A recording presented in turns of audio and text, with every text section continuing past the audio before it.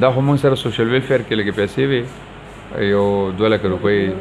موږ ویلې چې کوم خلکو له موږ ماشینونه نه ورکړي نو هغه خلکو له موږ ماشینونو دپاره پیسې ورکړي چې کوم کونډې رڼې یتیمانو موږ داسې ټول ډسټرکټ کې چې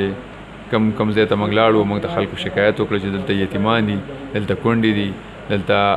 دغه دي ډسیبل دي نو هغه مو کتل او هغې دپاره هم د روزګار کوشش وکړو چې که فرض کا روزګار وي نو د ماشینونو دپاره هغې له موږ 5,000 روپۍ ورکړو 2 لک روپۍ وي نورې به موږ ګورو که چېرته نورې را پیدا کړې خو فلحال د دې رمضان دپاره موږ دغه کېدای شي چې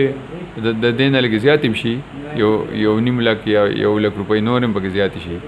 خو فلحال موږ دا چې کوم چکونه تیار کړي دا د 2 لک روپۍ